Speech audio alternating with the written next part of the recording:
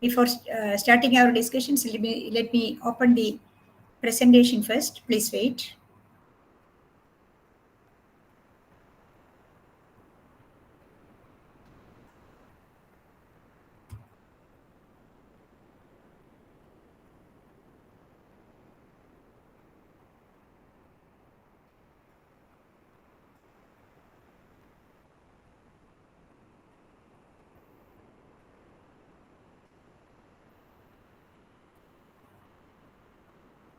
Is it visible?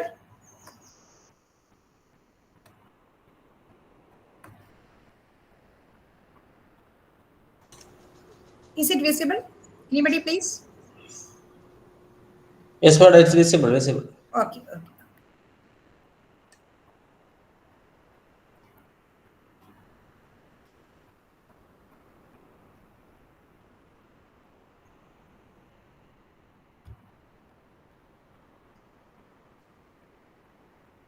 Yeah, even in this mode also it is visible, I think. Isn't it? Is there any need to put it on slideshow mode? No. Okay, then I think 1, 2, 3, 4 students are there, no? Aditya Pradeep?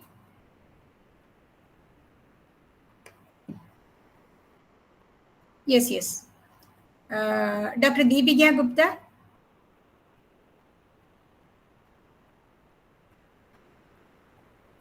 Dr. Deepika Gupta? Are you there? Yes. Then Aditi Sinha and Naeem Parveen. I think this is a good, we can have our discussions. Can you please open your video for students?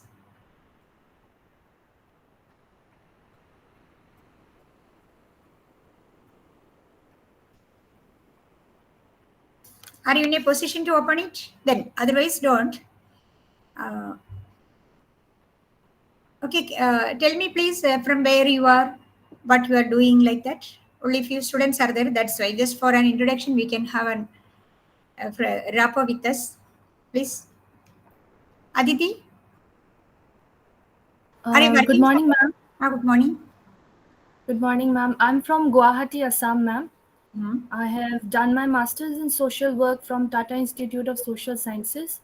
Currently, I'm working as a research associate under Department of Adult Education, Nehu, Shillong. Okay, good. So you are related with this field. So it is indeed a privilege to you having IGNOU's MAAE adult education program, isn't it? Yes, ma'am. Thank you very much for being our student. Then what about Adira? Good morning, ma'am. Morning. Ma'am, myself Adira. I'm from Kerala, and I have completed my post-graduation from Extension Education and Communication. So now I'm working as an assistant professor in Bangalore Agriculture College. Mm-hmm. That's all, ma'am. Okay, good. What is your motivation for being a student of MA adult education? Ma'am, actually, adult education is an part of extension education. So that when I'm dealing with the farmers, I thought that if I'm studying more about adult education, so I can You deal with can the farmers contribute better. more in extension education after doing this one, isn't it? Yes, ma'am. It's good. Dr. Deepika, no issue. Just I was asking, and it's a pleasure to see your faces. That is why I called. No issue. If you are engaged with some other thing and listening this, no issue. You can proceed. What about Parveen? My name is Naeem Parveen. I'm actually a BMS doctor, and I currently work as a trainer. I train in clinical auditing. I stay in Dubai. Mm-hmm. But they're actually asking me for adult education certificate when I want to change jobs. Okay. See you. Yes, please continue. Good morning, ma'am. Yes, good morning. Ma'am, I'm Dr. Deepika Gupta. I am from SCRT Chandigarh. I'm working as an assistant professor here. Ma'am, my motivation behind joining this program. Ma'am, first of all, I want to tell you mine is postgraduate diploma in adult education, not MA Okay. education. And ma'am, I am working on a project with NCRT. This is New India Literacy Program, basically for adult learners. So that's why I joined that program to get more insights about adult education. Okay, thank you. Thank you very much. Thank So you, all ma'am. are doing this program on a need-based basis. Definitely, that is giving pleasure to us because the students who are doing this MA Adult Education program of IGNOU will be definitely benefited by this program in their profession also. So that is good to hear. And I'm hopefully thinking that you all are very much educated and very abled persons to do your continuing education, and extension education means lifelong education, and you are focusing on a particular program to contribute to the society through lifelong education along with your profession. That is good to hear, and it will be easy for you too, because this program is not a tough program. It is framed in such a way, and the people who are working with extension education or with some educational aspects of the society can easily be involved with the study aspects and the content aspects of this program.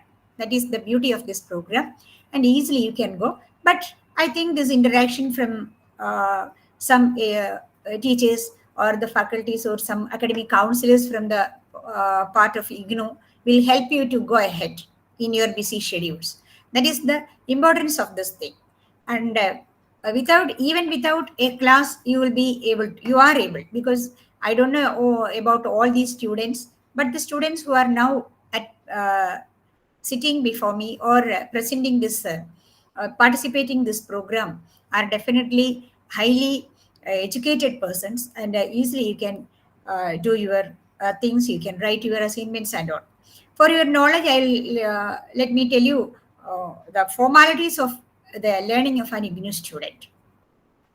As you have enrolled, some induction programs might have been happened in your region, and I hope you have attended it. So you know the functional aspects of IGNOU. But as an academic counselor, I have to tell you a little bit about how to start your works, how to start your studies in IGNOU. Now, I hope that all of you have received your study materials if you have opted for printed materials. Isn't it? You received it, no? Ma'am, I opted for online, so I have I have downloaded it. downloaded it. Whatever it is, no issue. You can download your study materials from eGyanKosh and from the eContent app. From Google Apps, you can install the IGNOU eContent app, through which you can download your study materials. Also, as well as you can download your study materials from the eGyanKosh. Then you can start your studies. But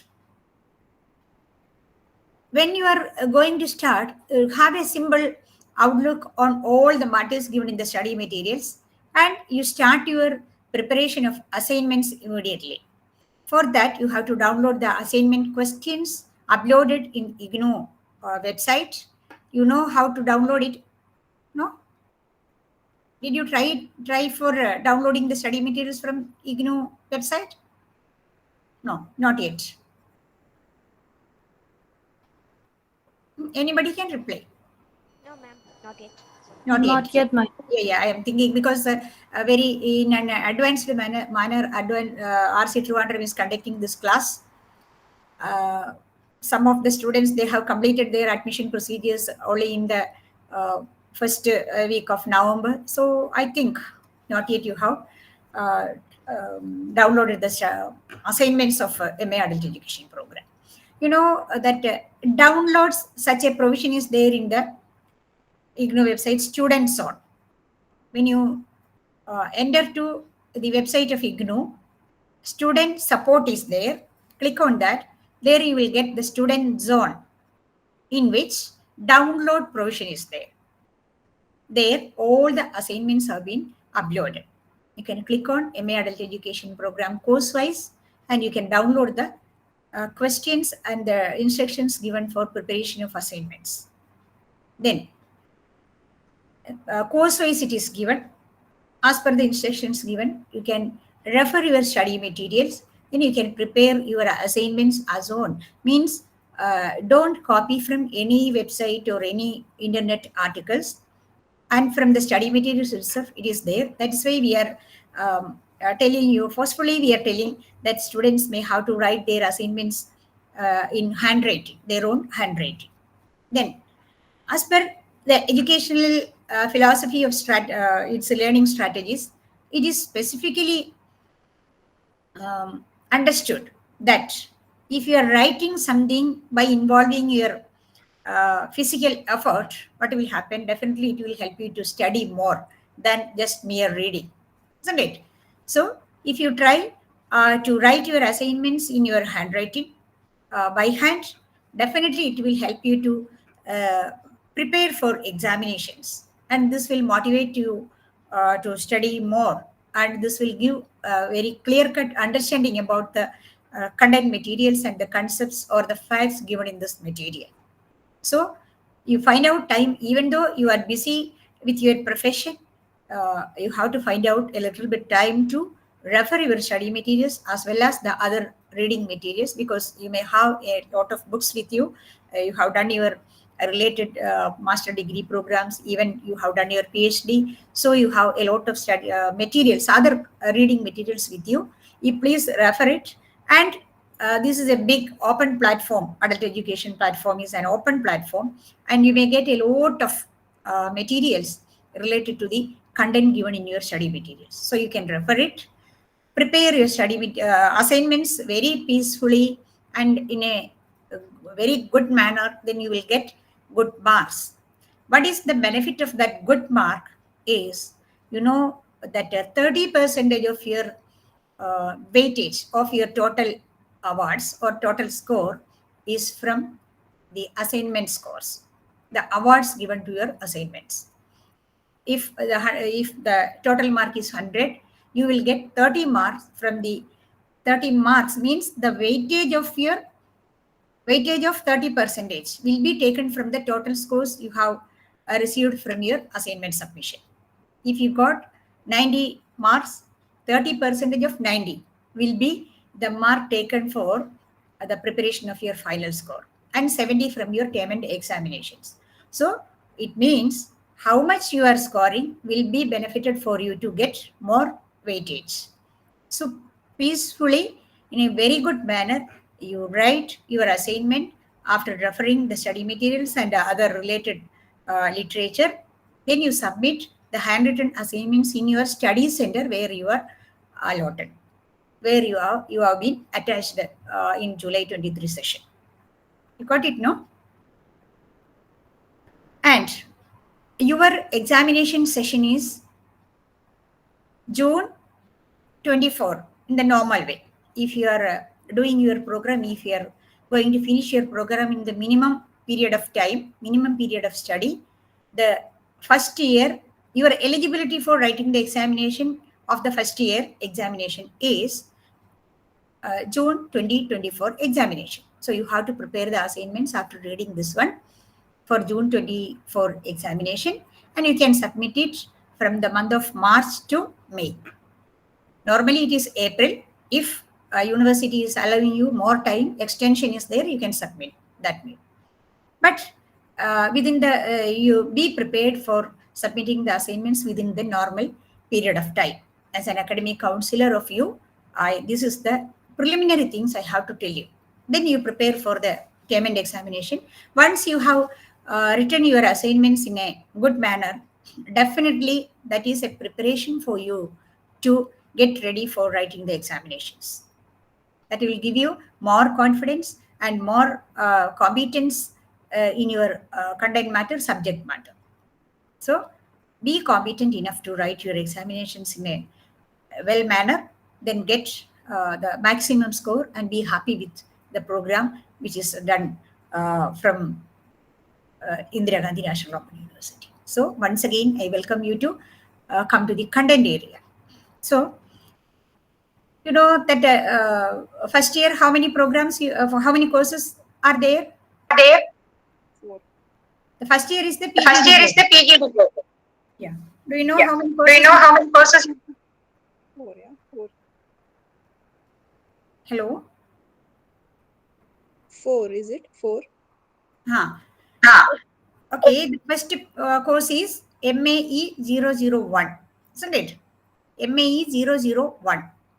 And its name is, that is, the course name is Understanding Adult Education. The course name is Understanding Adult Education.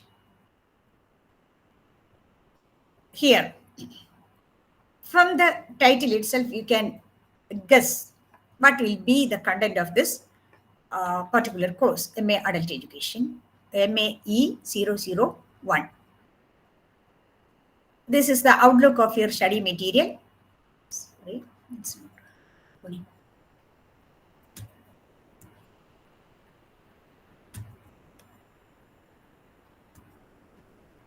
One second, please. Something happened to.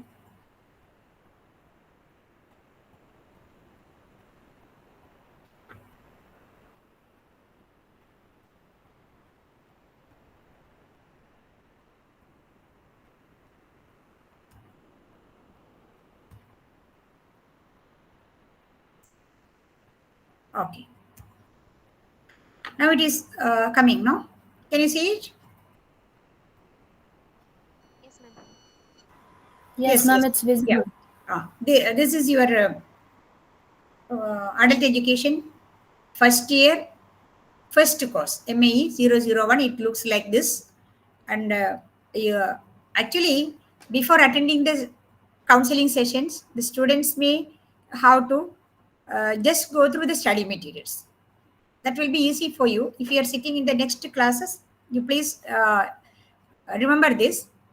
Just go through the study materials and come, then it will be easy for you to understand because you have a familiarity already on the study materials given. Then what I am telling will be very much easy for you to understand.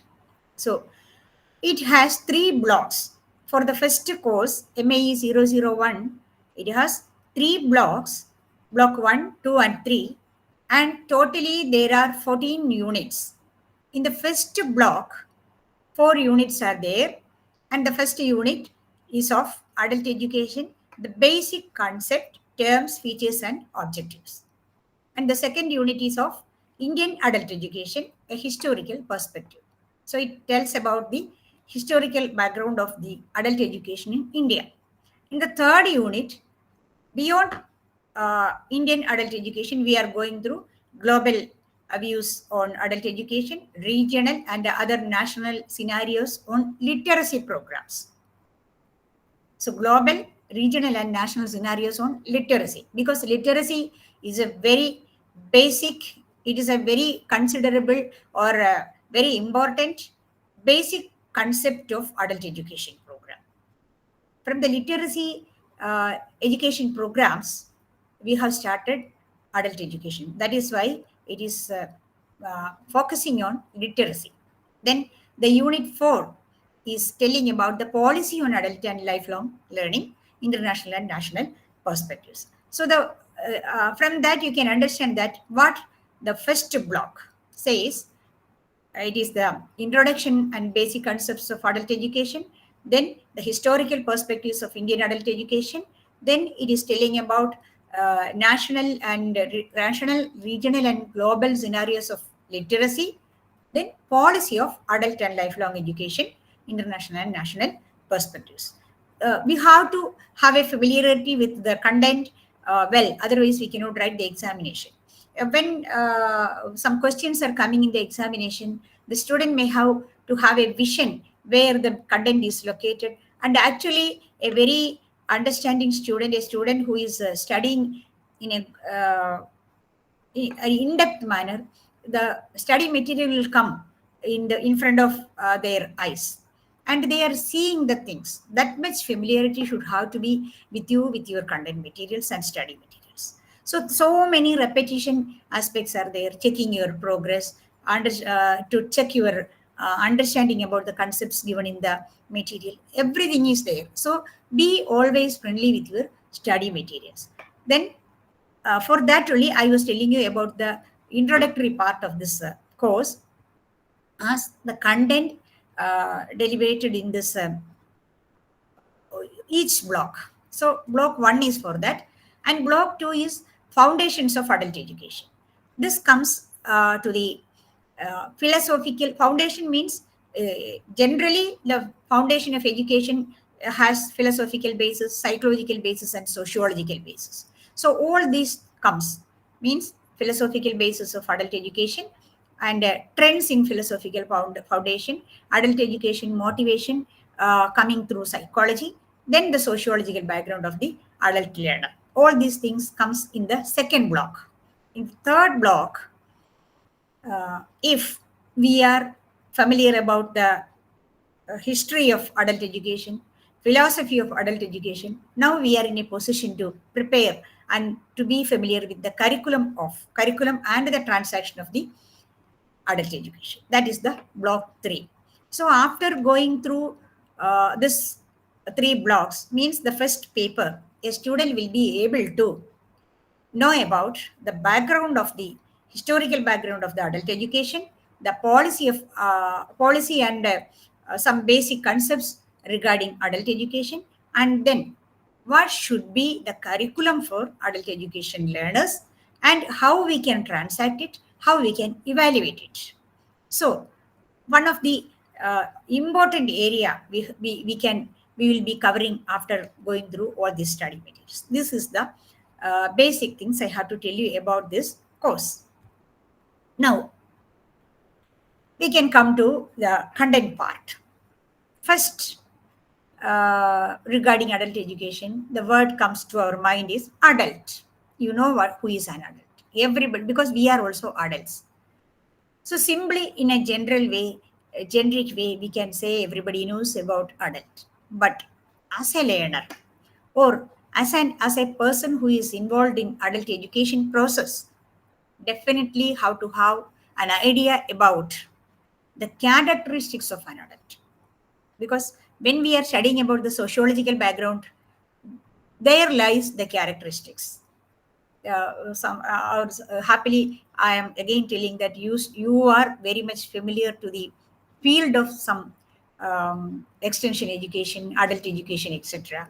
That is why you know how the adults in the farmers, how they behave, how the anthropologically classified people in different areas, means geographical areas, tribal settlements, other backward areas, urban people are there, some semi-urban people are there, rural people are there, how these people have their sociological and their local background to make them an adult.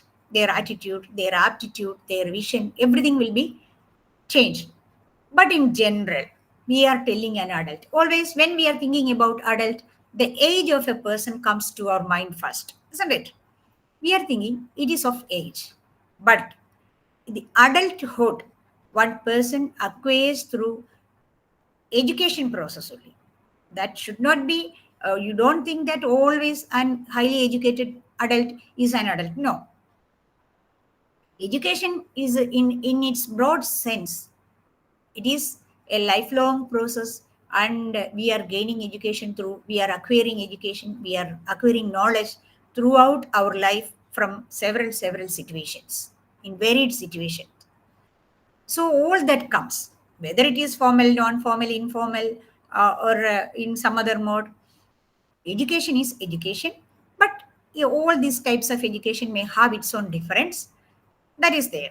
But in which way they are acquiring knowledge, that is not an issue. But the knowledge they have acquired, whatever be the medium, that always gives some importance to the adulthood. That is why. So biological, physiological matters are there. Then education. All this comes together and we say that it is maturity. And age. All this comes together to denote the terminology or to explain the terminology adulthood. These are the characteristics. So age, physical, mental, emotional, intellectual, and moral maturity they are acquiring, and how sensible they are, how they can act to the rationally and responsibly by understanding his own capabilities and about the around situations, surroundings. All this comes as adulthood. So simply, we cannot say a person who acquired on a level of age is an adult. No, really an adult, there are some from an adult there are so many social expectations in the society. In a civilized society, we are expecting that a person's behavior, an adult behavior, should be like this, and this is coming with so many other situations.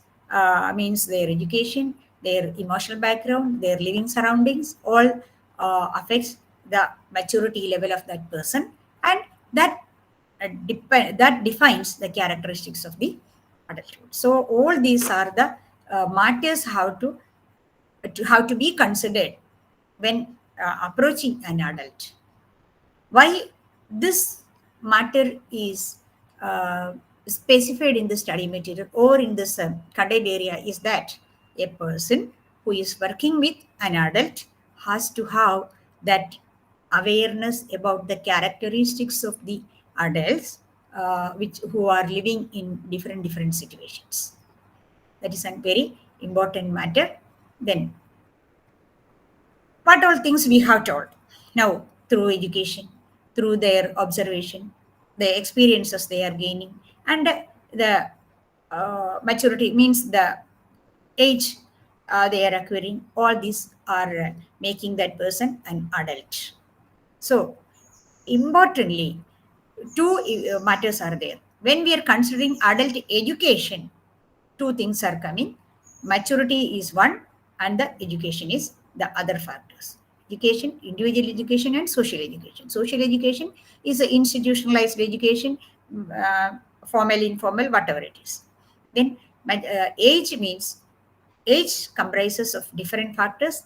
That is the development. One is age, and the other maturity thing is because of the development, physical development, mental development, intellectual, emotional, and moral. I think I have already told it. We know that a lot of cerebral palsy people, we have seen them, some mentally retarded. Now we are calling them differently abled, but there may be age-wise growth, but development may not be there. So that is the difference between growth and development. It is a psychological factors. Growth and development is a psychological factor, and both are needed for adulthood. So for an adulthood, age, maturity plus education. That simply we can say. What education we are providing to these adults, that is adult education. In your study material, now a number of definitions are given for adult as well as adult education. You please go through that. And here simply I have written one only because it is given in General Conference of UNESCO. That is why it is a very comprehensive definition regarding adult education. That is why I selected it. The entire body of organized educational processes, whatever content, level, and whatever be the method, whether it is formal or otherwise, whether they are prolonged or replace initial education in school.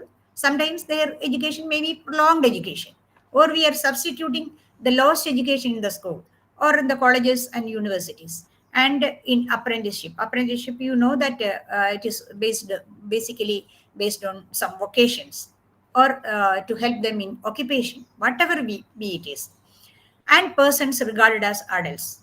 And we are giving this educational experiences to the persons regarded as adults by the society to which they belong to develop their abilities. That sentence you have to focus. Adults by the society to which they belong. That is the importance of sociological background of the adulthood. And on the basis of their abilities, to enrich their knowledge, to improve their attitudes or behavior, in to develop them as a fledged person, or for their personal development, or to help them to behave in a society in a balanced and independent social being. And they should be able to be independent in economic matters and cultural development through education. All this comes under adult education. So we are providing adult education for the personal development, their social development, their economic development, and for the cultural development. So everything comes under this definition. So it is better if you are studying this definition for adult education to write in your essays or in your examination point of view. That will be good. Focus on that, because it is a very comprehensive definition for adult education, which comprises all the factors of adult education. Then I think there is no need to tell a lot of things in this regard, because characteristics of adults, adults education, it is lifelong and life-wide process, and encompasses the elements of life-wide elements encompasses. And it is for human development, democracy, critical citizenship. Anybody can be a citizen, but a critical citizenship is very much needed for the development of a society. Whatever policy matters, governance, and other matters we are facing in our day-to-day life, people should be able to observe everything critically. That is the democratic setup. So to develop democracy, definitely all the people in the society should be educated. The only way to educate everybody is adult education. That is the characteristic of adult education, most important characteristic of adult education. It provides democracy, critical citizenship, and social justice, and through which culture. Like that, it keeps diversity. There is not a national curriculum for adult education. There should not be a national curriculum for adult education. It cannot be, because, but for formal education, there are national curriculum framework, state curriculum framework as such, because it's a single door entry process, and everybody is considered as considered in a same manner, but some strategies are only varying. In formal education, strategies only vary, but in adult education, everything means all the steps of education, especially the objective, the strategy we are adopting, the content materials we are providing, the evaluation techniques we are using, everything is it is depending on the adult or the cluster group to whom we are providing this education, because it is of varied objective. On the basis of the objective and immediate result of the thing, we are providing different types of adult education in different societies. So diversity is there, and without the full social inclusion, we cannot provide. But in formal education, if we are sending our students to the school, always the teacher community and the school community are inviting us for being the part of the education of our child. But actually, how much we are involving in the education of our very little bit. The 99% of their education is done at the school itself. Sometimes we are helping our students, but that is not enough. COVID-19 period, we know that what happened to our children all over the world. Then people understood what is actually the role of education institutions, means formal education institutions. But that is not there in this adult education program. There, definitely we need to have the social inclusion than that of the institutional inclusion. Like we are giving human rights, because we are providing education to the adults. They are highly matured people. Their vision, their approach, their attitude, everything is different. So considering the education of the adults, we have to provide them more peace than the education provided in the formal education to these children. And the gender equality, so many other promotions are needed. then social, economic, political, and cultural development and other transformation all comes under adult education as its characteristics. So it is difficult, I think. This diversification of adult education is the real difficulty we are facing in promoting adult education. Now, again, adult education characteristics, its definitions are given more. You please go through your study materials and find more. And these points are among the characteristics. Mainly, it is a post-vocation education, and it is for the deprived classes, and it is focusing on the skill training, learning, and literacy. The adult education programs that have started, almost all the adult education programs started from literacy programs, because illiteracy and literacy, these two terminologies are very important in adult education programs. When we have found out some people are illiterate, and the objection for social development, or the obstacles in the social development programs we have identified as literacy and illiteracy rates. So make everybody literate. That is the first step to promote adult education. So we can say that adult education programs started from literacy programs. And a very good definition why I have given this is Paulo Freire. Paulo Freire. He is known as the revolutionary person in education, social education. Why he is becoming revolutionary means he only thought that education is for the oppressed people. He wrote a book, Pedagogy of the Oppressed. You please note it down. Pedagogy of the Oppressed. Before this book comes, actually nobody was thinking about a special focusing on the pedagogy for the oppressed. Actually, why adult education is identifying this? One second.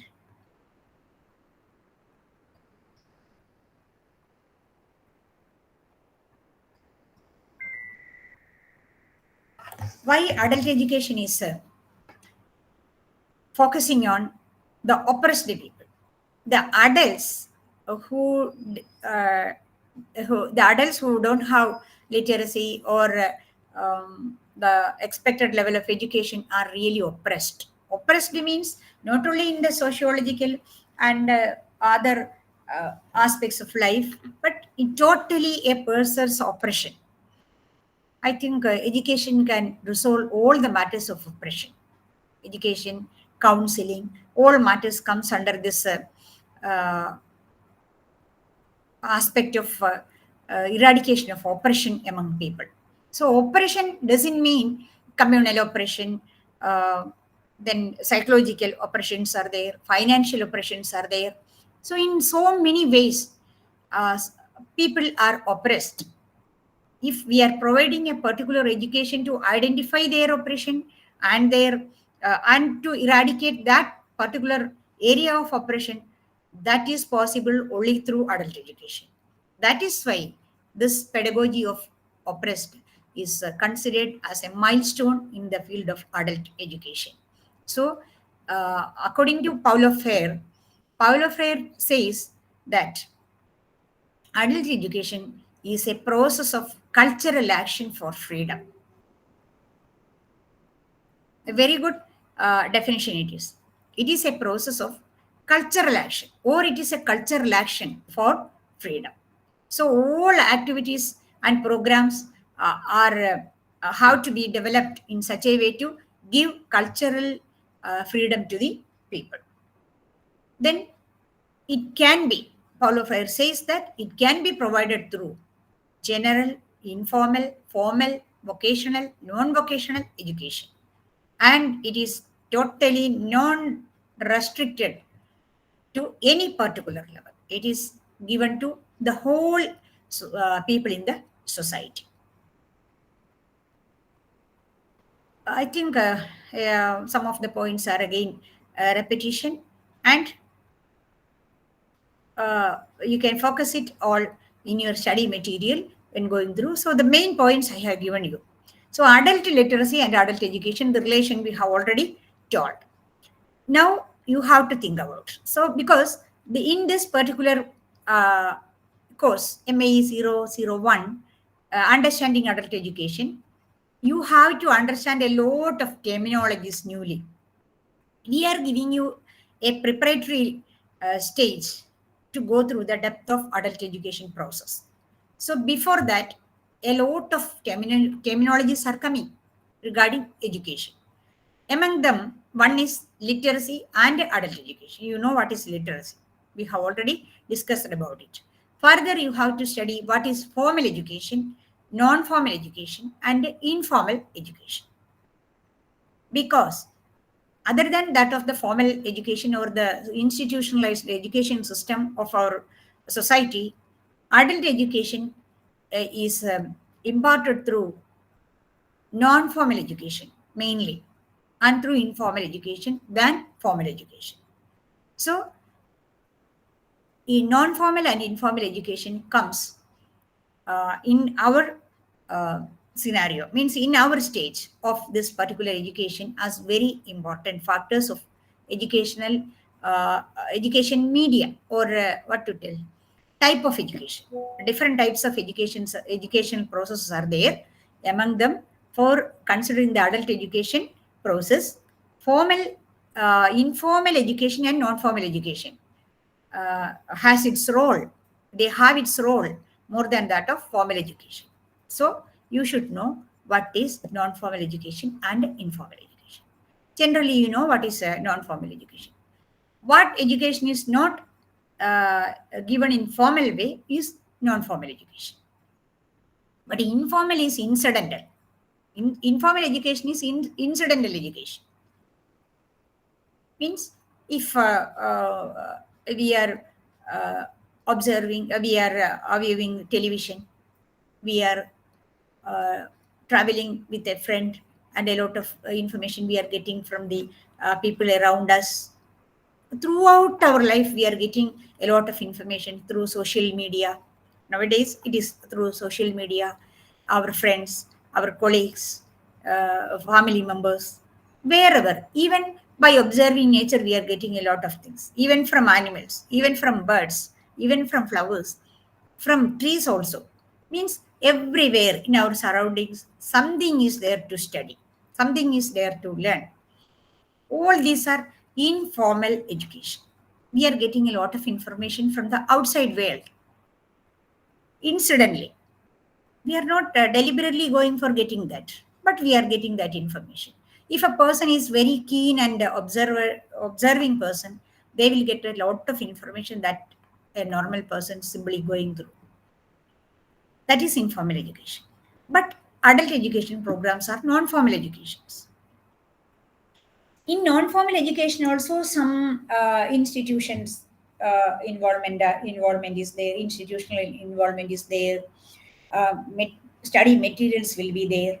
But whatever it is, daily in a or at a particular on a particular time, like school children, we are not going to school, we are coming at a fixed time and doing the homeworks every day. Some timetables are there. No, that is informal education.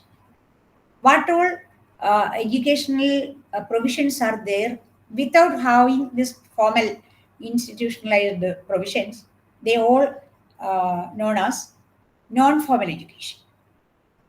So you know, the most of the adult education programs are provided through non-formal education. And vocational, at the same time, non-vocational programs are there. And this framing the adult education programs, we are mainly focusing on non-vocational education for people who have left the school and are not formally registered for a college or university or somewhere, we can provide education to them. And at any time, we can give them education. At daytime, at night also, at evening, any time as per the convenience of the adult, we can provide education to them.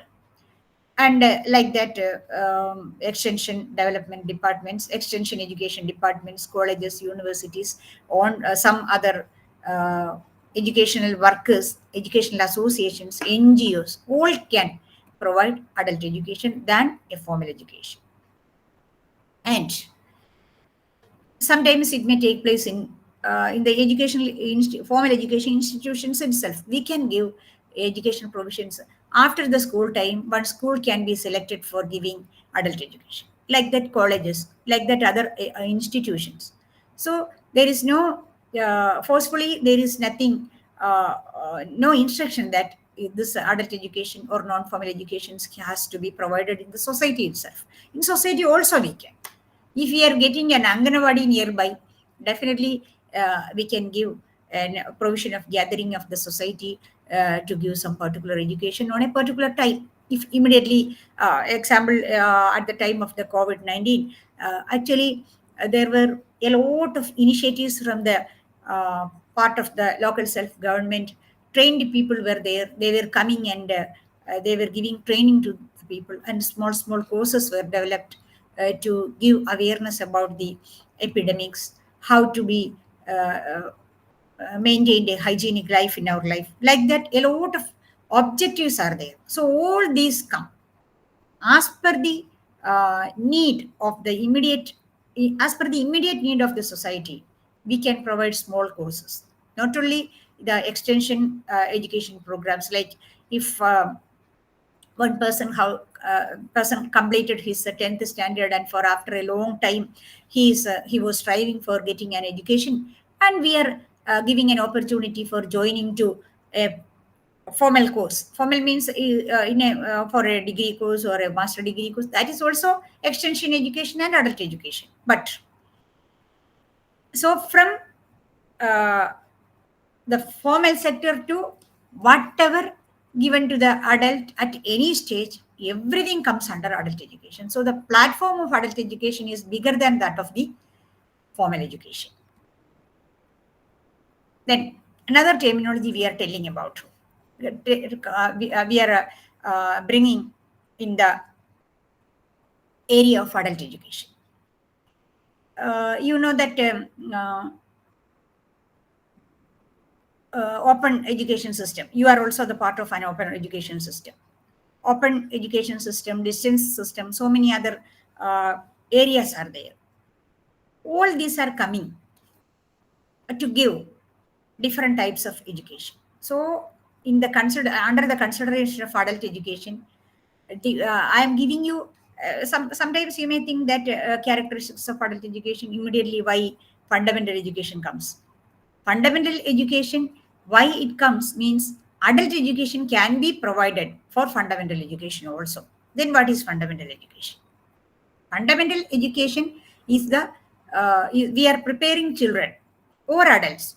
That is why adult education, fundamental education comes under the scenario of adult education. So we are sending our children to schools from a particular age. Very systematically, we are giving them the whole step-by-step education to a particular level. Like the same way adult can also. That is why I told one person, he has come. He doesn't have any educational background, yeah, but he is a literate. We are giving them fourth standard level education, then seventh, then we are giving 10th standard level education, then higher linking some education provisions, and then we are giving degree level, then master degree level, up to at the level of PhD also he can be. Even after even after at his late stages of life, he can be like that at any stage. So this fundamental education, we should not think that fundamental education is provided to the students, children, formally from the lower stage, gradually, step by step to. No, the same way an adult also can be involved in education. So fundamental education is for our same with the national curriculum framework or the national schooling pattern. It comes in adult education also. So that is relevant in adult education. Then let us come to some other points. This already I have given you: non-formal and formal education, non-formal education, informal education. So informal education is not maintained or not prepared by anybody else. It is coming informally. But non-formal education is also like formal. We are deliberately preparing the situations. We are making the content for that. We are finding out a place to sit. But sometimes it is non-formal. But even though it is non-formal, we may have to have all these facilities, infrastructure, etc. Without even infrastructure, in open stages, under trees, in you know that in some of the rural areas of India nowadays, even now, some areas students are being educated under trees in a naturalistic setup. That is also good, but we should not promote, because in a civilized system we are going ahead, and we have to consider the health aspects, so many other matters. So infrastructure is very important, but in non-formal education, especially in adult education, even without an infrastructural facility, we can conduct education. Other things, other way of education is also there in adult education. What do you mean by? Have you heard deschooling?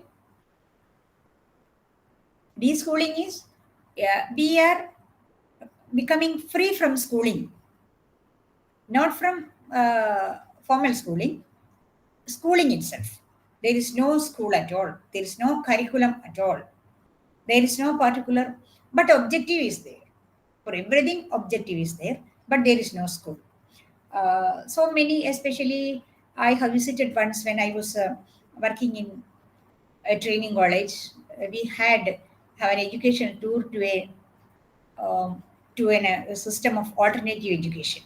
There is a system of alternative education. That alternative education is actually for deschooling. This concept of deschooling is of Ivan Illich. Ivan Illich, an educationist, a social educationist, who has developed the concept of deschooling.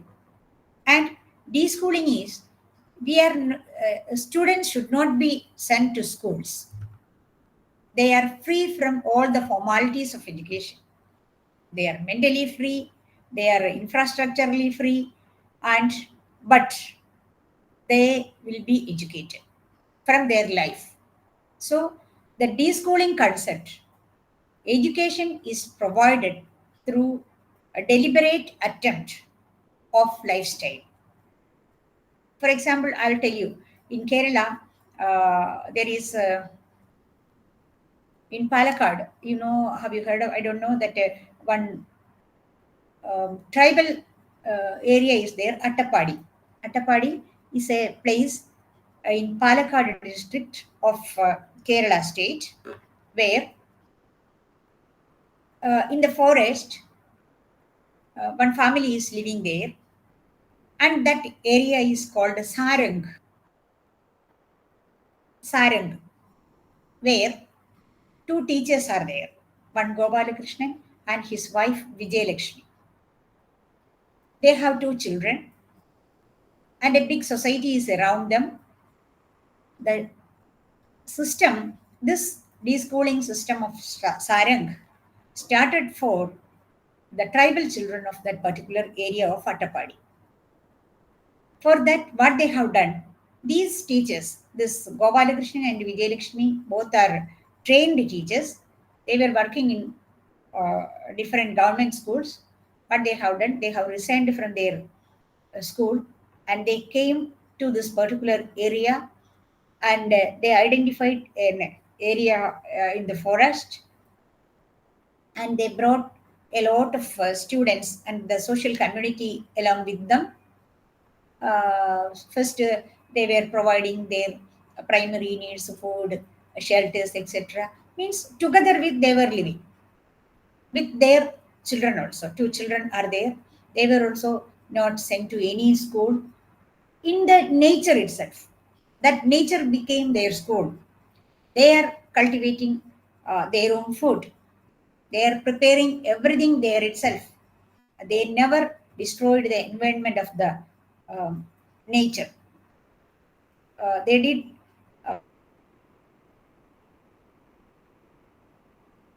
means they were making their huts, their making that environment as an education friendly atmosphere they made there. And whatever they learned, they themselves made their geographical studies they have done, because they were sending the students nearby areas and send them to find out the peculiarities of that particular area, what type of soil is there, what type of cultivation is possible there in that area, wherever rivers are available, what all kinds of animals and birds are living together, what is the symbiosis among the creatures in the world, how we can maintain that symbiotic life in a very nature friendly manner, even though they were bringing the knowledge. Reading is there, books are there, reading facilities are there. They were become they made us literates. All that things are there as per their own convenience. They were studying. If they want to play, they can play. If they want to read, they can read. If they want to write, they can write. If they can draw pictures somewhere, if they are interested to make something, if they are interested to cook, they can do it. Like that, a liberal education system was developed, and the people who involved in this process, they became big scholars. Their own children are also best examples. They have traveled all over the world. They are able to do everything through computers. They are well versed in the management of all the technical things going outside from the society and coming back to them, but they don't have any formal schooling, they don't have any certificate. So if we are channelizing our thought process and our lifestyle in such a way, we can be experts in there, in our life in the society. But I think only if you can experiment this type of education. But they were providing an adult education, such a big process they were doing through deschooling. This is one example, and so many other examples are there. They were called alternative education aids. So this experiment was also done somewhere in the world. You can identify such places in other parts of India also. So this is also there. I was just telling you what is deschooling. So deschooling is also one of the philosophies of, because I think this will work well among the adults than children. Children also, it is possible, they have experimented. Still, that education system is going on, and these two people are living there without any issues. They don't have any health issue. They don't have any other issues. Very environment friendly people, in a sustainable manner they are living there. I don't think that all of us can be like that, because the world is growing like that. But some everywhere, some alternative thoughts, measures, and style of life, something is there that also becomes under the philosophy of um, our adult education. And another thing is that adult education is lifelong education. So throughout our life till the end, education philosophy itself is saying that, telling that education starts uh, from the womb and ends in the tomb. We know that, we have heard, because we in India, the cultural background of India is always telling that we have heard about Abhimanyu, who learned the all the technologies of weapons, and his education using arms from the womb of her mother Uttara, like that we have heard. So, and scientifically also it is proven that prenatal education, that if we are hearing some music throughout the pregnancy period, after coming out, the baby will be very much happy to hear that same music he heard a lot earlier in the mother's womb, like that. So prenatal education is also there. So it starts from there, ends at the moment of our life ends. That time also some thought process comes to our mind, and we are studying like that. So learning is a lifelong process in that broad sense. But in the system of adult education also, till the end of our life, if our brain is working, we can study. Because this learning society, knowledge society, these terms are coming under this lifelong education only. Because knowledge society means the society is gathering knowledge throughout. And lifelong education is the fullest sense in the terms, means that in business, definitely now startups are there. What is happening among the people who are engaged with the small startups and entrepreneurship? They are thinking something. They are bringing some of the people who have same thought process and same mentality, same ideology, etc. They are starting to think and work on something. Some ideas comes out. They are approaching the government or some other NGOs or some other resources. They are developing further. They are finding out some other ways to flourish their business, and till and additional things are coming together to adjoining with their ongoing businesses. Then it will grow like that only through education. So everywhere in business, in industry, in agricultural firms, wherever or what all things are needed for our life development, everywhere education is there. So education is a lifelong process, and everywhere what is happening, adult education is happening. So, in personal life, social development, in the context of globalization, education is lifelong, and only adult education is providing that lifelong education. Further education is also something like that. If we have done further education, is actually it is a little bit different from that of the lifelong education. Lifelong education is a free platform. Lifelong education, further education, you have completed your higher secondary level once, and then you are going step by step for the next. That is what further education. But lifelong education, it's a broad sense. Continuing education is also like that. There's a constant learning process necessitates our life to attain something, and we are keep on in the same pattern of learning. That is continuing education. From school life also we can continue our education. Once it is stopped, then after a long time we are continuing the education system like that. That is also continuing education. So these are the terminologies which comes under adult education. All these terminologies I am giving you to get familiarization with the or awareness with some of the key terms. That is what understanding adult education, because the course name is understanding adult education. To understand adult education, all these terminologies have to come to into our platform.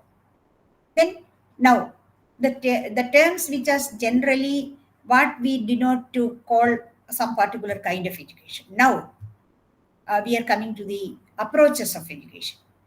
All these continuing education, lifelong education, further education, extension education, fundamental education, formal education, non-formal education, informal education, everything came. Now, in which way, through which strategy we are transacting, or what are the approaches for the whole education system in adult education? One is correspondence education. For adult education, the earlier approach of adult education was correspondence education.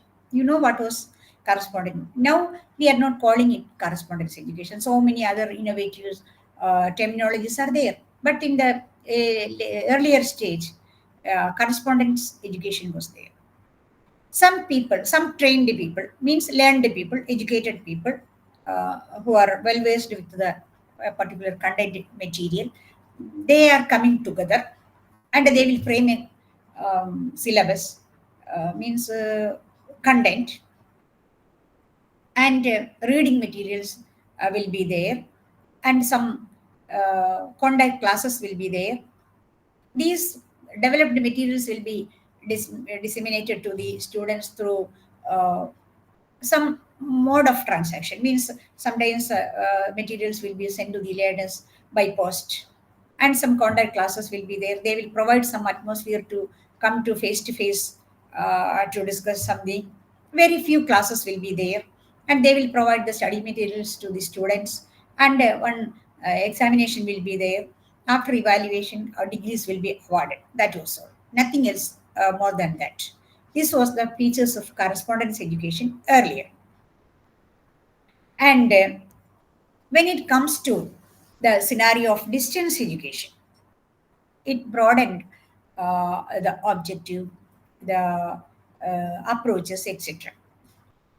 It is something more systematic than this correspondence education.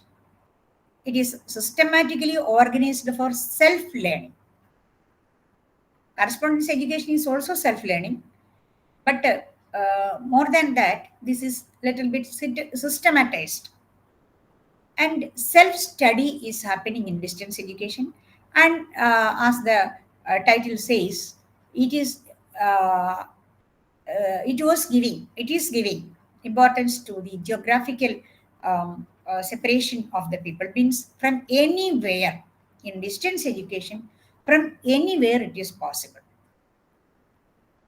There is no means at any time, anywhere, like that. One phrase itself is there in distance education. So student counseling is there. Study materials we are presenting like in the correspondence, and supervision is there.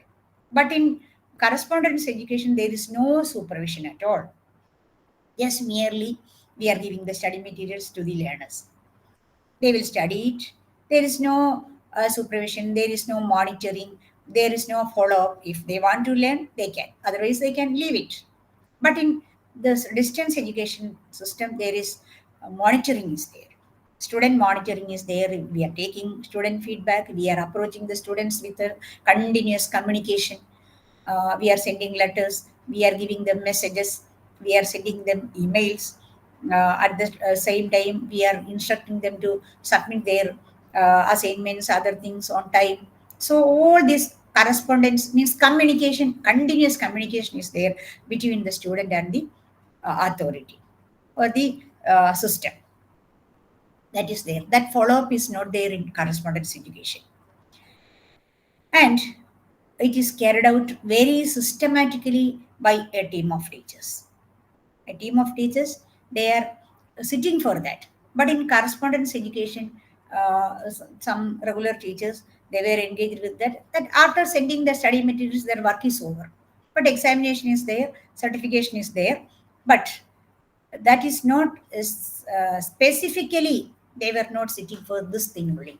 But in distance education, that it is an institutionalized system, and for that particular institutions are there, and the whole staff and the administrators, academics, all are there for that system only. They are fully engaged with that system, and continuous follow-up programs are also going. And the system is highly responsive and highly responsible for conducting the whole matters on time.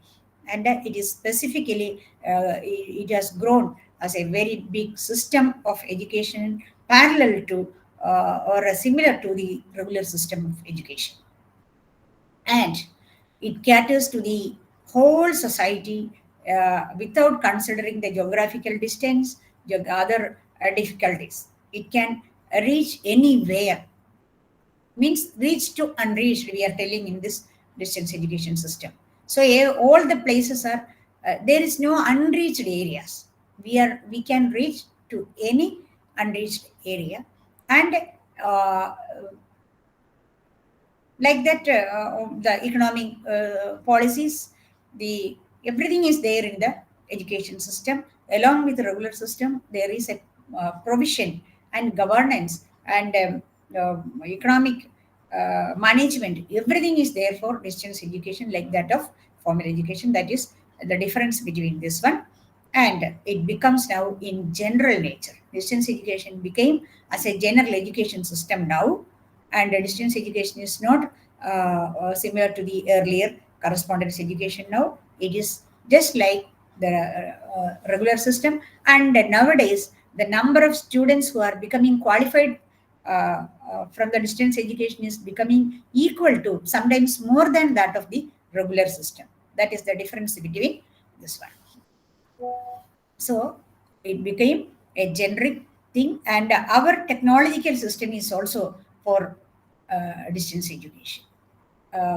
When the technology and when we are Chandrayaan like initiatives, when we are doing the one of the major part of it is focusing the facilitating of distance education, like that electronically and technologically in all ways. It became the part of the mainstream of education. That is the difference between. And now, when we are adding more flexibilities to distance education, it becomes open distance learning.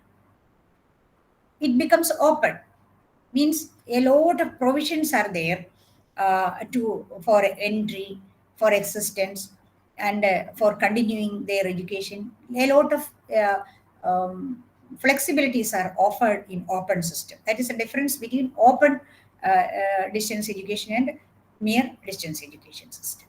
A open education system, as you know that you are the part of IGNOU. IGNOU is an open distance university, and what is happening in open education is that any person who is basically qualified for a particular course can join for. There is no restriction merit wise, no restriction is there. Without any restriction of numbers, all the qualified students can join. That is an openness, and a time is also open for them. There will be minimum maximum period like that, and they are getting more provisions. If once they have they are not able they were not able to complete their program within the maximum period, then again there will be some provisions to continue by credit transfer, etc., like that. So these type of some flexibilities they are getting along with the distance provisions. That is the peculiarity of open and distance education. Some other technologies, terminologies we have to be familiar with are literacy, numeracy, literate, illiterate, numerate, enumerate. I think you know that. There is no need to tell more, but just for the awareness, I will tell you literate. One, what do you mean by illiterate? Can anybody say? What do you mean by illiterate?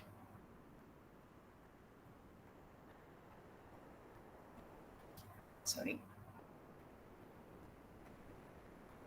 Will you please? Ma'am, who is not having knowledge of any literacy or numeracy skills, we can say.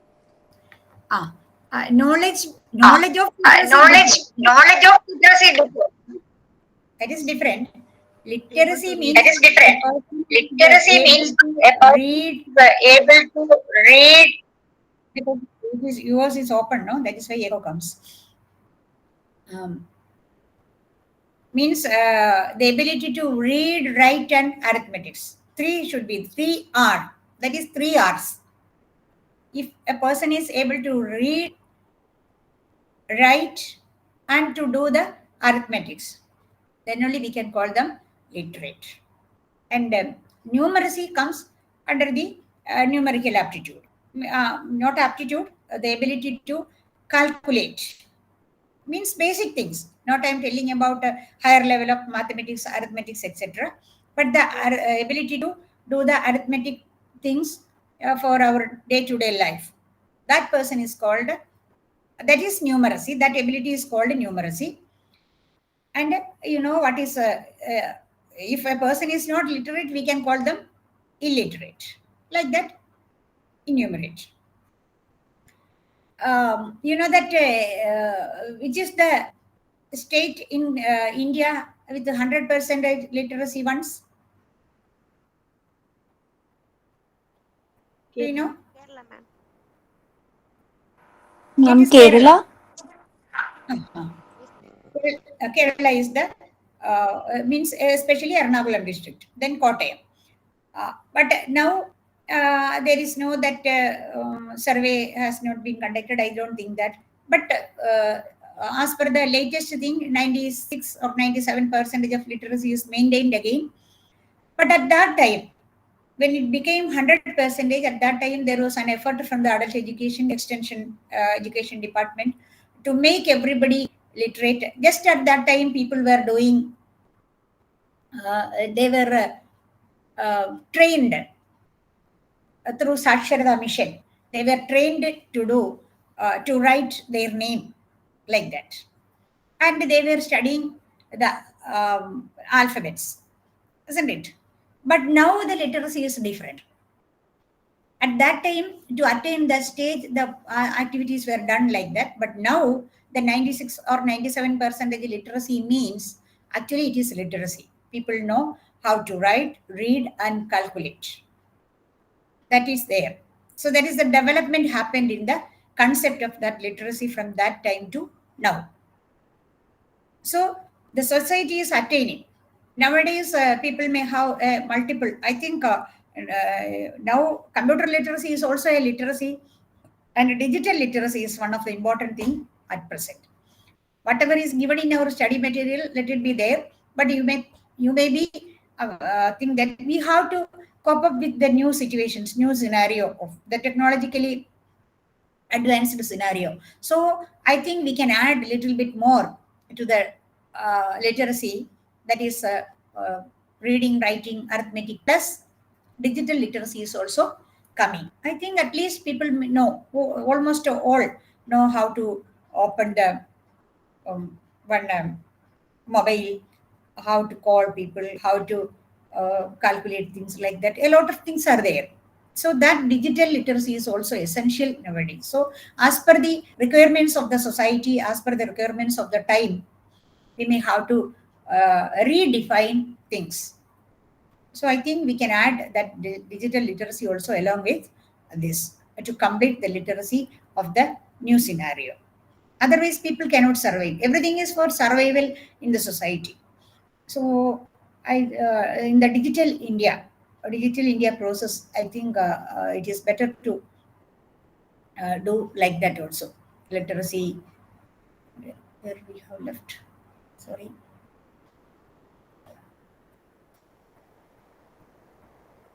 Okay. Then, functional literate. That is the terminology we have to use to consider a person as a literate. Functional literacy and illiteracy. Functional literacy means illiterate in functional matters. That is, who has not acquired the basic skills in reading, writing, and arithmetic, and thus that person is unable to participate actively in those activities within the society which require such skills. So this functional illiterates were identified in adult education first to make them literates. So this is the starting point in 1990 itself. I think this was the era where the literacy programs were they were doing all the basic things to develop the functional literacy of the society all over India. And it started highly from Kerala, then Maharashtra, Haryana, like that. So many states were acquiring that status. And now, one thing I have to tell you, you may, whatever things are given and whatever things are coming into our mind as the content matters of our study material, you may please update a little bit with your some knowledge from internet and from some other books. So many tables have been are given in the study material. You don't depend only them. You please read the advanced information regarding all the tables given in the study material. So some areas lagging updation that we have to compensate with. The compensate means we have to overcome it with getting some information, advanced information from internet or some other places. And in nowadays, our government departments, all the central government and state government departments are updating all the data in the website regarding the recent surveys. So, what all provisions are given newly in the adult education programs, the tendencies and the trends of adult education programs have to be taken from that area, and you please update your knowledge while writing the assignments and examinations. Don't forget that, because especially you people are highly educated people. So beyond this material also we can go. We have already discussed all these matters. Adult education is the characteristics of adult education. It is purposive, because all the adult education programs we are developing, the content we are developing, we are implementing the program in the society with a particular purpose, with an objective to get some advancement in the society, or for giving some advancement in the profession. Definitely, all the adult education programs are purposive, and it is community specific. In the first slide itself, I was telling you that we cannot provide adult education in a generic way. We cannot, in a national framework, we cannot provide any adult education, because the need of the people in different areas are different. So it is community specific. The adult education we are providing in the urban areas cannot be given in a rural area, in a very remote area. There we have to rework on that. We have to rework on the redefine the objectives. We have to restructure the content, and even the way to transact has to be changed. The language we are using, the technologies we are adopting, everything has to be changed according to the need of the specific society. That is why community specific, and it is culture specific. It's very important. There may be so many revolutions and point of views with the educator or the teacher or the person who is engaged with the adult education, but only on the basis of the cultural background of the people in which community we are providing it, we can give all the transactions, and we can provide the community, the adult education program there in such a way only. Otherwise, the people won't accept it. But in the formal education system, it is not there. The system is like that. We have to cope up with that system. It is very general in nature, but this is specific in nature. So it is very difficult. Once we have made a content, we cannot, and we cannot utilize the same thing everywhere. we cannot Understand? utilize the same thing everywhere. Anybody opened it? Anybody opened it? What is happening?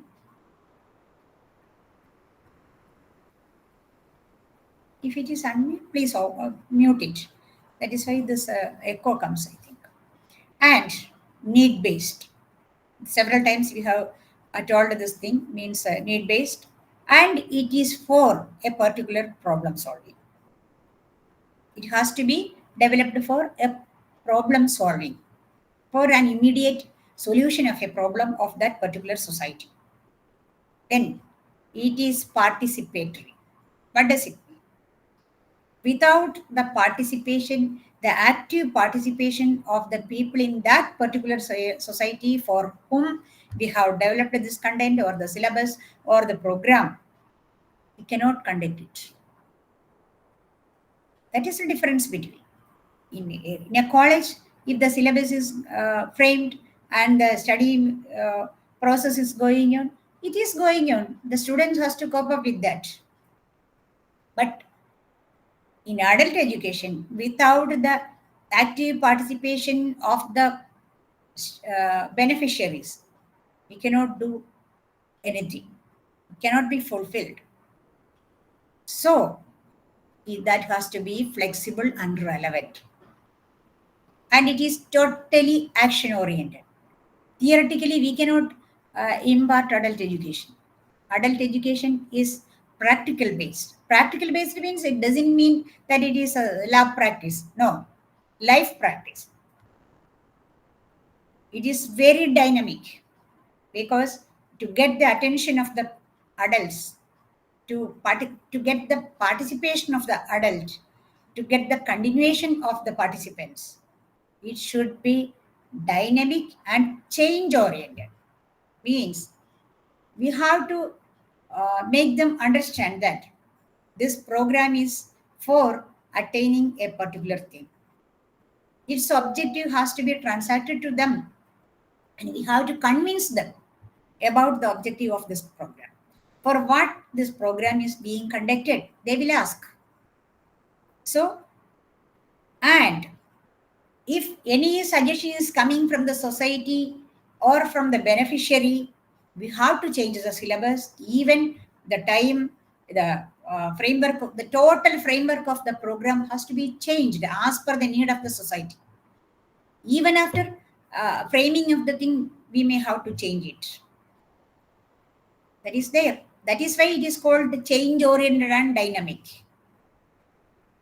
And it is really a sensitization process, and it is awareness building. So this thing may be focused on, this adult education has to be focused on totally on the beneficiaries. And it is experiential. It may have a feeling of experience. Welfare and development oriented. After completing this program, the adults who are engaged in this program, they may have a feeling that it is for the welfare of our society and for the well-being of us. Like that, they have to think. That is why again it is written that goal-directed. And it is learner-centered, because the whole points above was focusing on that. It is totally learner-centered. It is systematic and flexible. And network building activity means definitely adult education can make a network among the society. Sometimes some remote area people are gathering for adult education. That is the opportunity for them to get network among them. That is the only opportunity for them to get together. So it creates network among them, and it promotes the quality of their life, their standard of living. And it is, finally, we can say that it is an education for empowerment and for their liberation and for their well-being. These are the higher objectives. Actually, all education is for that. But we cannot assure this. Otherwise, you cannot move ahead.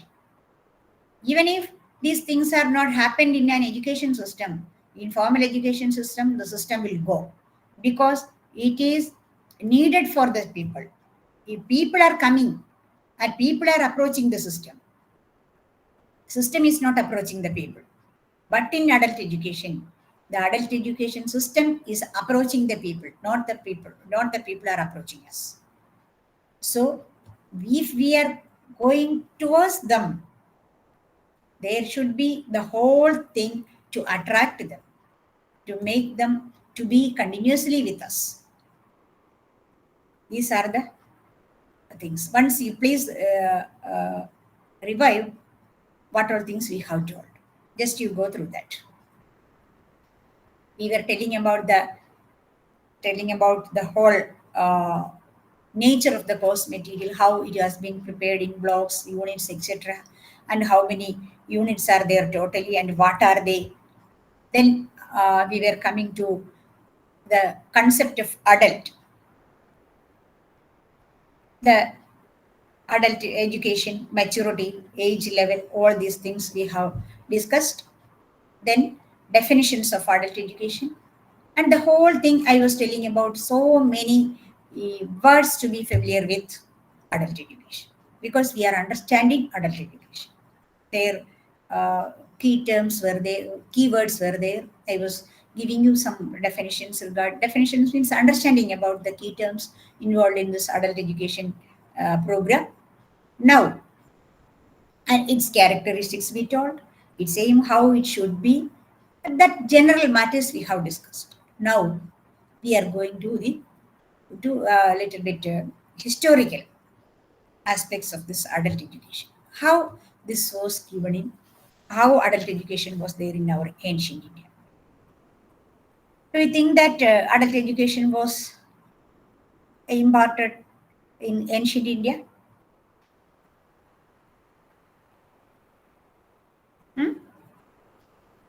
Do you think? Or it is a new concept? No.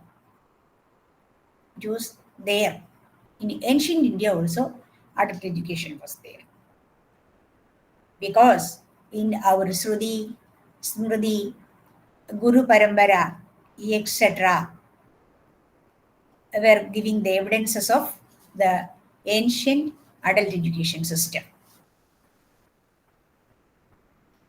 But at that time, restricted literacy was there. What is restricted literacy?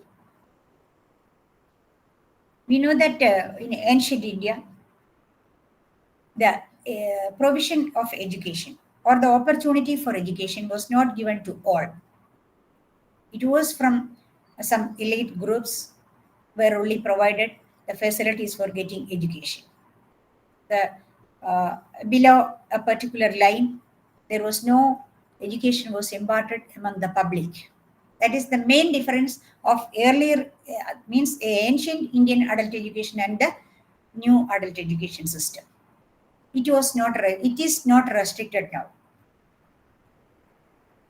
But the ancient adult education system was restricted to some people, and it was given restricted in so many ways, not among the beneficiaries, but in which area it has to be given.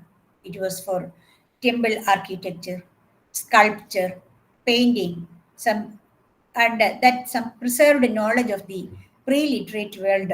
Everywhere this was given. We can find out the adult education provisions in the sculptures. It was written.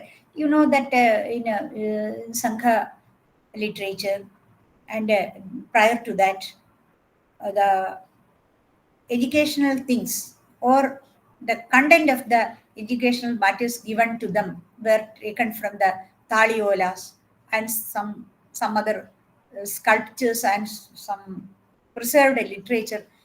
Some evidences were there for the ancient education provided to the adults. That was the evidences of the ancient Indian adult education. And this was given. We know that mainly the mode of education literature was pure literature, I think. Not like nowadays study materials or other types of digital forms of education, but the education was imparted through kirtans, bhajans, etc. And satsangs were there in earlier time. And it was restricted, means it was not generally given for the general public, but some privileged people were there with all this, and they were given this type of education. And the Astra Vidya and this utilization of weapons, so many other that type of, and some vocational education was also given. All the vocations were with the techniques of vocations were imparted through particular type of people. You know that at that time how the occupational education was given to people.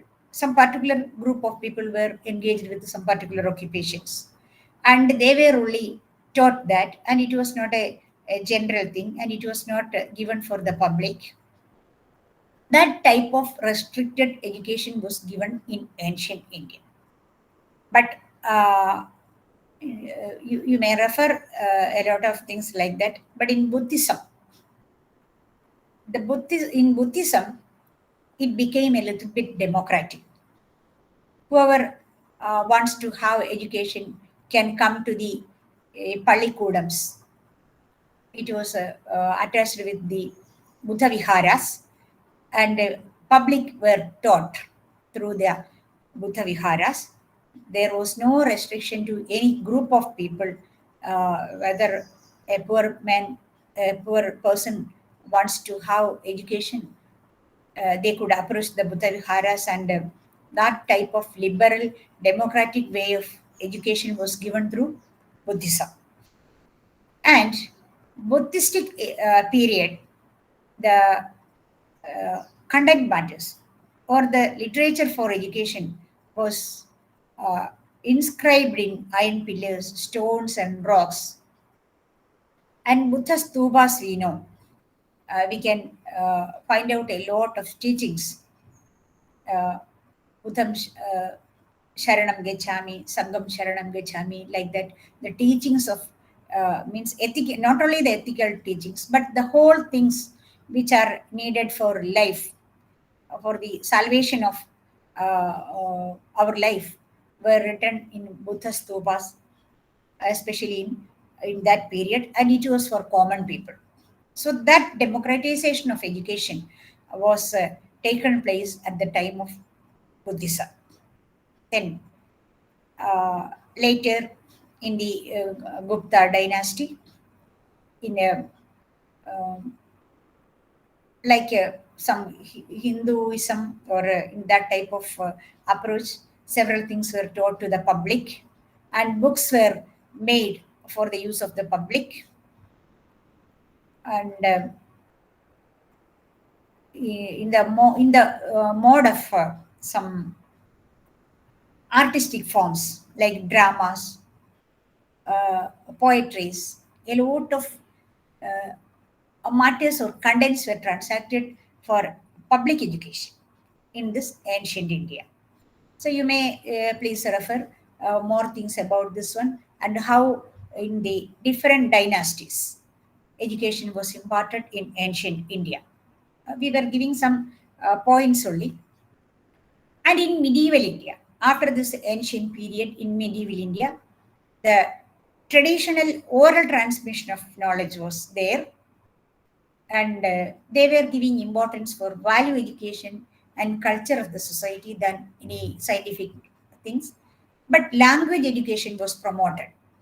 Very generally, language education was promoted, and the artistic forms of education was promoted. Even at the age of adulthood, people were able to read and join in that type of activities.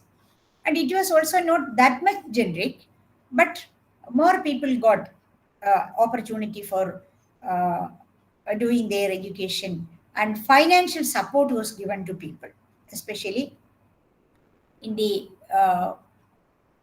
medieval period of India.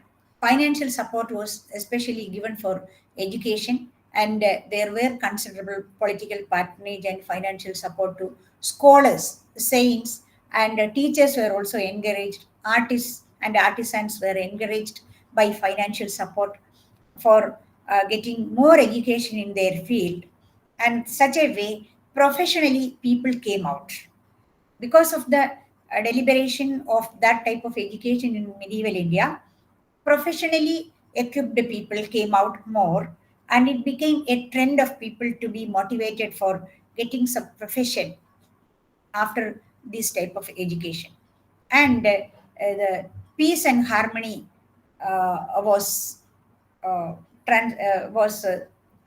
disseminated among the public through art forms, music, preaching, and writings, and the enjoyment of life became a little bit spread over everywhere through education. Means that type of education, and the general public were also talented people were also came out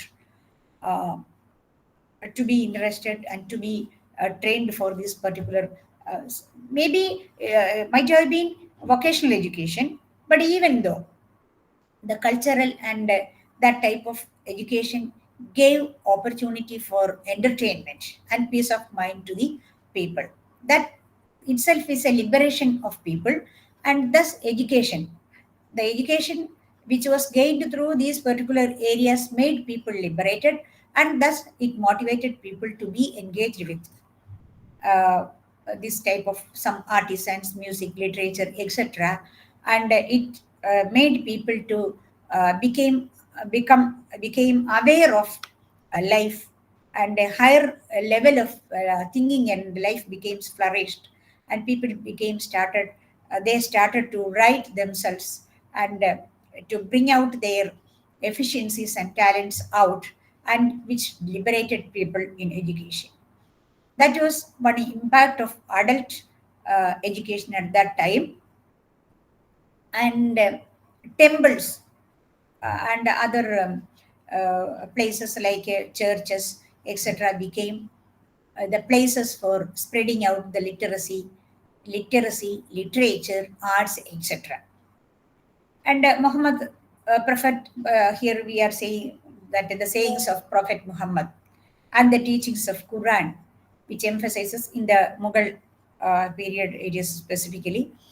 And this time, the Indian people got enlightened a little bit regarding the writings, and they became the part of our public life through education. And education and the ability to read and write is the biggest thing which more to please Allah, like that Quran was saying. So, considering to the writings of Quran, it was motivating people to be able to write and read. So it is the way to God, like that they were teaching people, and it motivated.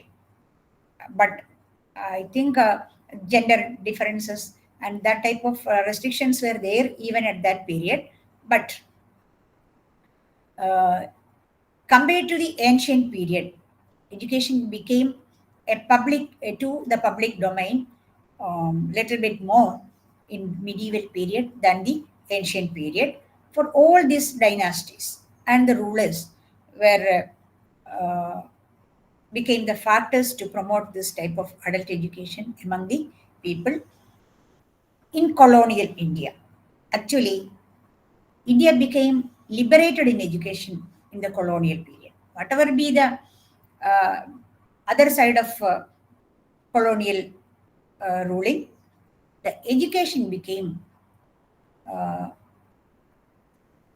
means in the public domain, education became actually at this period of colonial India, that we have to consider. And you know that how English education made people liberated, and how they were giving opportunity for the public to uh, be engaged with formal education. That was the biggest contribution of British India. And adult education was also flourished at that time.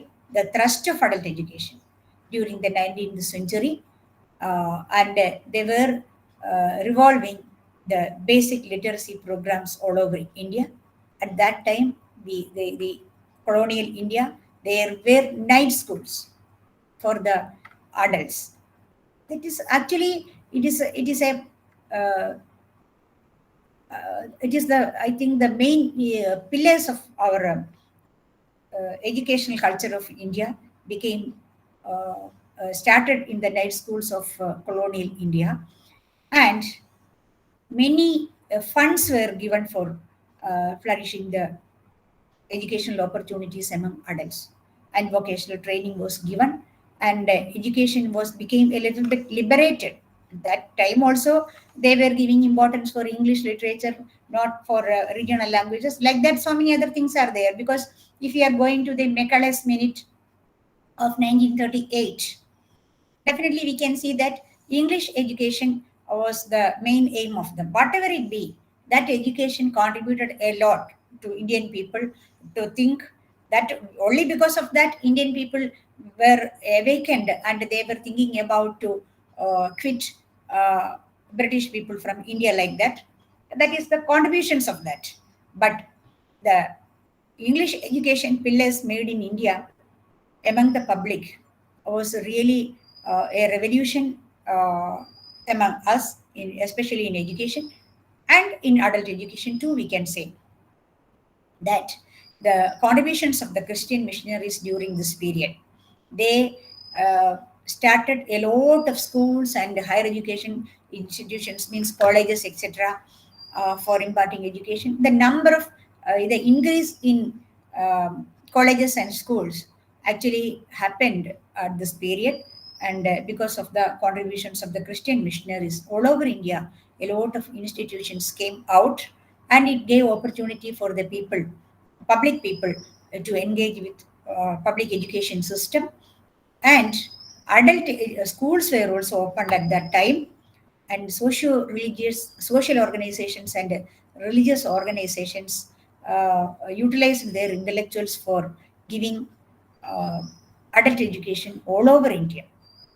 And they permitted a lot of institutions parallelly to other formal education institutions for adult education, and they made a core curriculum with the flexible learning systems during the school hours. And this core curriculum included rudiments of reading, writing, numeracy, etc., and it promoted the literacy processes of the people in India. And this programs for particularly it was made for made in a particular syllabus, and it was lasting for 100 days programs like that, and average instructions per day 2-3 hours they were giving for adult education institutions, means daily 2-3 hours for 100 days, like that that syllabus was.